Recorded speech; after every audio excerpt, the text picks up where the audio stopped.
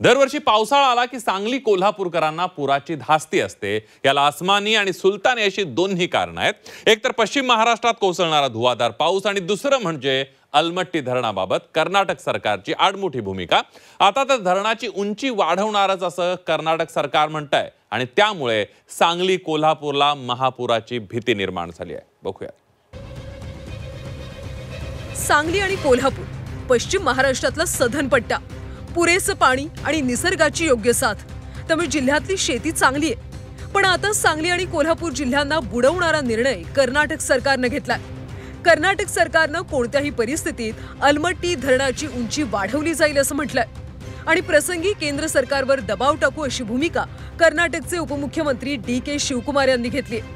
मात्र अलमट्टी धरणाची उंची वाढल्यास सांगली आणि कोल्हापूर जिल्ह्यांना महापुराचा धोका अधिक वाढून दोन्ही जिल्हे जलमय होण्याची भीती आहे।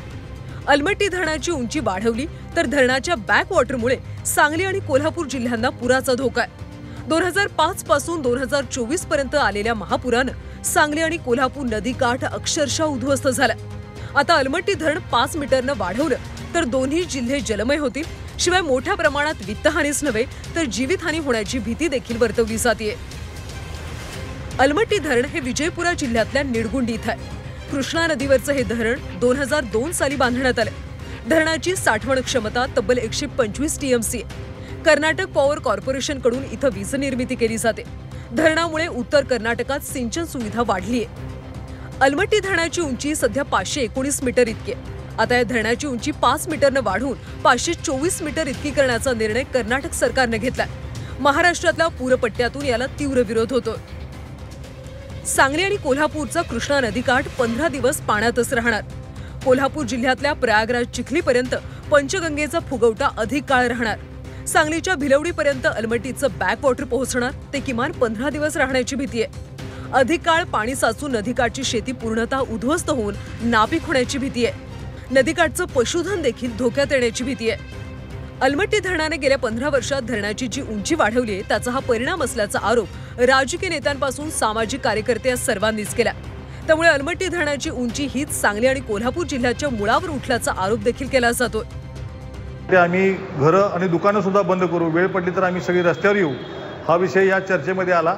या चर्चेमध्ये अलमट्टीनं विनाकारण हे उंची वाढवून सांगली आणि कोल्हापूरकरांच्या नागरिकांना, नदीकाठच्या लोकांना भयभीत करून ठेवलेलं आहे। लोक भयभीत आहेत।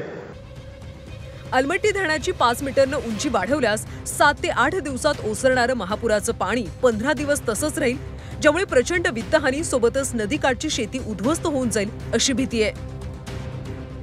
अलमट्टी धरणाच्या बॅकवॉटरमुळेच सांगली कोल्हापूर जिल्ह्यात पूर येतो, हे परिपूर्णच आहे अगदी, त्यामुळेच पूर येतो असा अहवाल केंद्रीय जल आयोगानं अभ्यास केलेला आहे।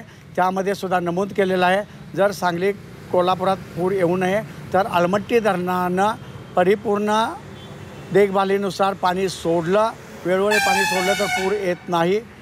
आता 224 पर्यंत त्यांनी जर पाणी साठवलं तर त्यांच्या आडमाटपणामुळे महाराष्ट्र शासनाला परिपूर्ण धोकाच होणार, सांगली कोल्हापुरात मोठा पूर येणार। अलमट्टी धरणाच्या उंची वाढीमुळे सांगली आणि कोल्हापूर जिल्हे बुडणार आहे। त्यामुळे धरणाच्या उंचीला विरोध करत याआधी सुद्धा आंदोलन, मोर्चे काढण्यात आले। मात्र दुसऱ्या बाजूला कर्नाटक सरकार मात्र उंची वाढवण्यावर ठामच आहे। महाराष्ट्र आणि कर्नाटकमधले संबंध तसे पूर्वीपासूनच काही फारसे चांगले नाही। मात्र आपल्या एका निर्णयामुळे दुसऱ्या राज्यात जर भीषण स्थिती येणार असेल तर विचार होणं गरजेचं आहे। याबाबत केंद्राने हस्तक्षेप करत दोन्ही राज्यांशी बोलून मार्ग काढावा हीच अपेक्षा। प्रताप नाईक, झी 24 तास, कोल्हापूर।